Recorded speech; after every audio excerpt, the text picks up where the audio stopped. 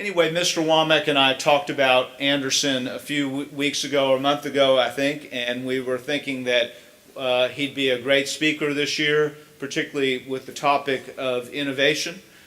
He's had a fascinating journey. We were discussing it in my office a little bit ago, from moving from the interest in art, education, both undergraduate and graduate school, to getting into the non-profit area, to being involved with Owen, etc. He'll tell you about it now, but it is great to have him back on campus. Join me in welcoming Anderson Williams.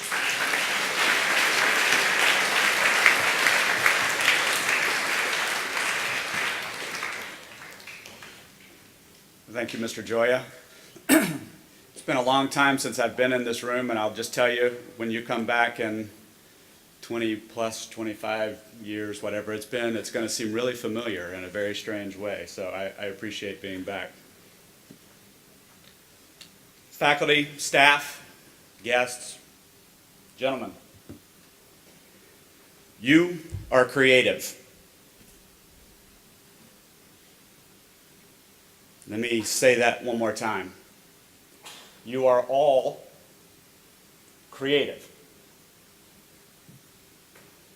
And that may not seem like much of a statement, but the reality is that if you look at research, the vast majority of the people in this room, not just students, but adults, don't believe me.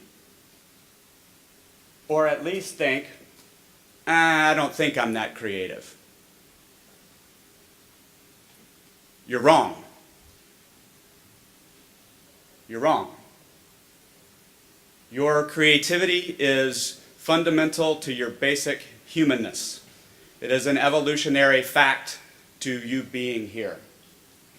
And trusting that everyone in this room is indeed human, I'm going to stick with my premise that you are creative. Creativity is not something you do. It is not something that is bestowed upon you. It is of you. It is part of who you are. It is not theater, it is not art, it is all of it. It is you. Since you're studying innovation this year and looking into that concept, you need to understand that creativity is the seed of innovation. You don't have innovation without creativity. But creativity requires a medium through which it's expressed. And for creativity to become innovation, it has to find that medium, and it has to find a purpose in the world. It has to find a meaning. So if your medium is art or theater or dance or music, then it means you find an audience. If your medium is business, it means you find a new market for your product or service. If your medium is service or nonprofits, it means you find a need in the world and you find an answer to that need and people who are looking for that answer. That's where innovation happens, when your creativity finds a medium and meets some greater purpose in the world. Creativity and innovation are a part of every discipline. They are not owned by the arts. That's a big mistake that we make culturally, and often in education. Creativity is part of mathematics, it's part of history, it's part of language, it's part of sports. If that were not true, then those disciplines wouldn't survive. They wouldn't grow and evolve. They wouldn't change. Innovation is a fact of the way we live together.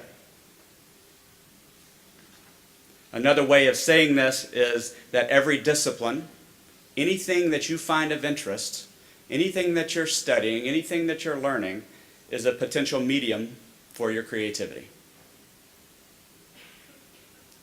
Let me tell you a little bit why I know something about this. Let me tell you a little bit about my creative journey. When I sat in your seat in my last assembly at MBA, I knew I was heading to Wake Forest University and I was going to play baseball.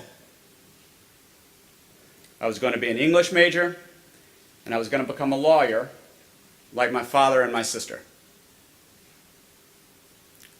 Well, I did go to Wake, and I did study English, but I also quickly fell in love with studio art. And I should pause before going any further and acknowledge Jim Womack, Mr. Womack, for supporting my initial spark and interest in the arts. It happened right up there.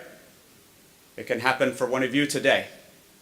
It certainly should happen while you're here with one of your teachers, with one of the areas you study. You have to look for it. But Mr. Womack encouraged me in my first visual art class and supported me and helped me grow, and I was hooked. So when I went to Wake Forest, I took every studio art class I could think of and that I could get into. I never played baseball again. I ultimately studied in the studio for every hour of the day that I could find. There was going to be no time for baseball. This was a new world. I ended up taking a semester abroad, studied painting and drawing in southern France. And at some time after a semester of doing that every single day, of packing up a backpack and going into the countryside and painting and drawing, I looked at myself and I said, this is not just something that I do, this is something that is who I am. I like to create stuff. It was a very important moment for me. I continued my studies in the visual arts at Cranbrook Academy of Art outside of Detroit. Spent 2 years in what would be conceived of as an experimental learning community.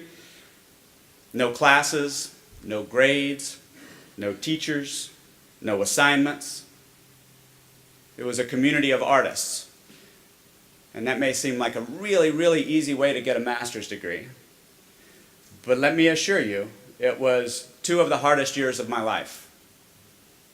Creating isn't easy. It takes work. It is a discipline. When I returned to Nashville after Cranbrook, I began teaching studio art, but I also started working with an organization in East Nashville that was focused on engaging high school students in social justice work, community organizing, advocacy, around creating more and better opportunities for themselves, their schools, their families, and their community. I very quickly realized that this was the most creative work I had ever done. It was the most innovative I had ever been. I found in this setting a new studio and a deeper creative engagement and motivation than I had ever known. It wasn't painting or printmaking or sculpture, it was a new medium entirely. And within a few years, that work was recognized nationally as one of the most innovative nonprofit programs in the country.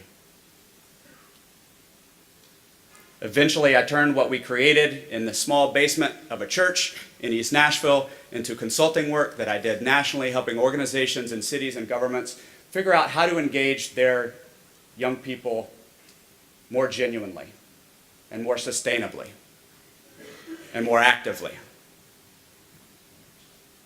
And then, at some point, I took my 8 years in nonprofit work and my art degree and decided, I think it's time to go to business school. So I went to Owen at Vanderbilt, spent 2 years there searching for a new medium,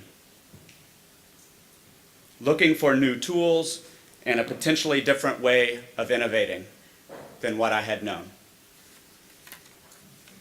While I was in business school, I left my consulting work and I helped found the Tennessee College Access and Success Network. This was is a statewide network that's promoting trying to increase the number of Tennesseans with a college degree across the state. As I wrapped up business school, I also had my first solo art show in 10 years. It was important to me that I did it before I graduated business school. I wanted to prove something to my creative self, that this was all the same thing to me. I hadn't left art behind. This was all it. It was the same process. It was the creative process. I then left the College Access Network and I co-founded a software company. Now, as you can tell from what you've heard of my story, so far I knew nothing about software. That started as an education software company and became a healthcare software company.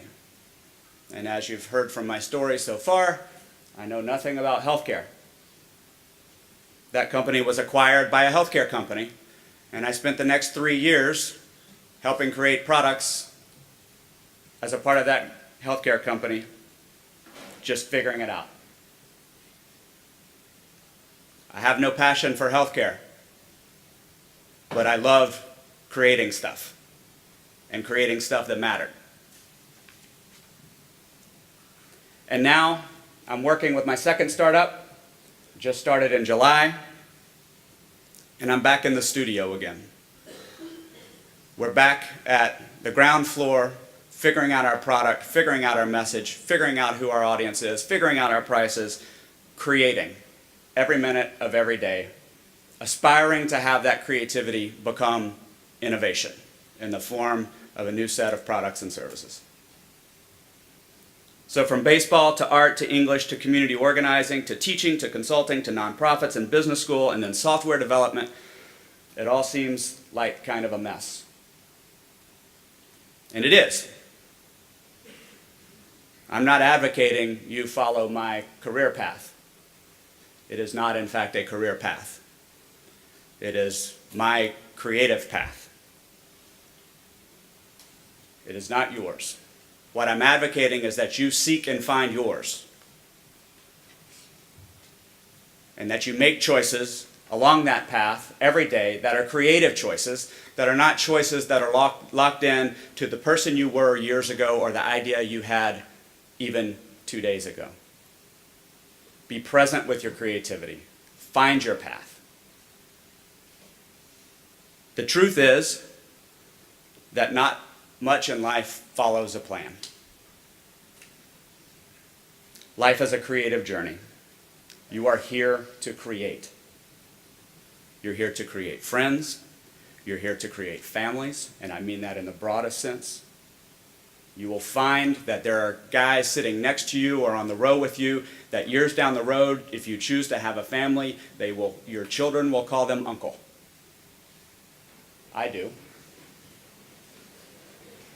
Okay? This is about creating family. You're here to create a community. You are here to create jobs. You are here to create the economy. You're here to create art, to create music. You are here to create our democracy.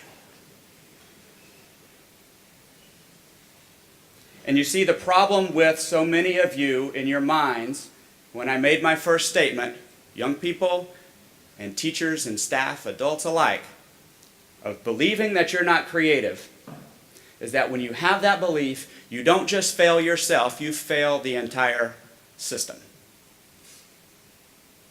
When you are not creating, you are failing the larger social system. Economically, politically, educationally, civically.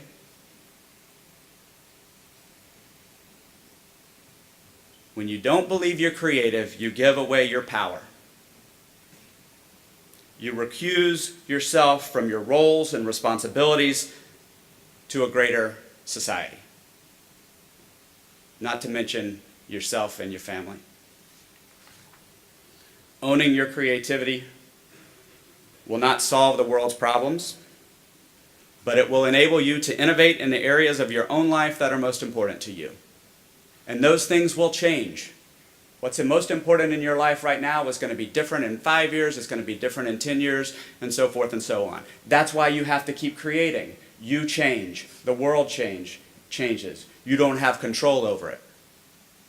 So you better learn to engage your creative self so that you can keep building the life you want to live. It is your job, part of your basic commitment to me, to everybody else in this room, and everybody outside of here, to work to build the world you want to live in. And not merely accept or resist what comes your way. faculty, staff, guests, gentlemen, you are creative. You are creative. Own that responsibility. Believe it. Know it. Be that. And go create the life you want to live, and go create the world you want to live in. Thank you.